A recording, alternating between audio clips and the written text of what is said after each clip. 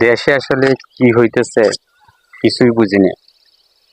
আসলে আমি কি দেশে আছি নাকি মঙ্গল গ্রহে আছি সেটাও জানি না। কারণ সেই কুরবানি থেকে এক ছাগল 15 লাখ টাকার দাম, সেই ছাগল কাণ্ডের পর থেকে কি যে শুরু হইলো দেশে, একটার পর একটা অকল্পনীয় ঘটনা চলে গেল। মনে হয় কোনো হরর মুভি দেখতেছি অথবা তামিল কোনো সিনেমা দেখতেছি। পরে যে কোন স্ক্রিপ্ট আসবে, পরে যে কোন অভিনয়টা চলবে কিছুই জানি না। আমরা তো সাধারণ মানুষ, আমজনতা, আমরা বুঝে ওঠার আগেই সব তেল খতম হয়ে যায়। এদিকে কোটা আন্দোলন শুরু হইলো,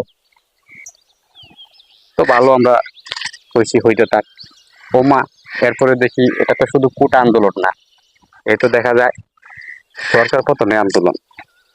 সেটাও হইলো, সরকারও পতন হইলো, নতুন সরকার হইলো, তারপরে দেশে কত ইটিস পিটিস চললো, অনেক কিছু ঘটলো।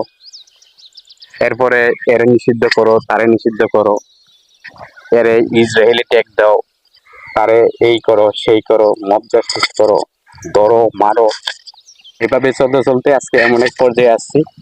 এখন শুনতেছি যে রোহিঙ্গাদের নাকি আর একটা দেশ গঠন করবে, আর সেই দেশ তারপরে আবার এমন হইতে পারে যে মায়ানমারের সাথে বাংলাদেশ ইটিস পিটিস লটর পটর হইতে পারে আর কি।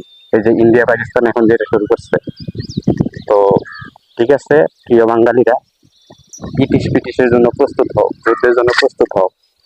তোমাদের কাছে তো আর মিসাইল নাই, আধুনিক অস্ত্র নাই, বাট ওই যে আছে না রান্নাঘরের যে অস্ত্রগুলো আছে, অথবা ওই যে হাড়ি হাড়ি পাতিল দা বটি যেগুলো আছে এগুলো প্রস্তুত করো। মিয়ানমারের সাথে যুদ্ধের জন্য আগে থেকে প্রস্তুত হয়ে গেল। কারণ পরে কোন স্ক্রিপ্ট হবে, পরে কোন ঘটনা ঘটবে, এটা কেউ জানে না।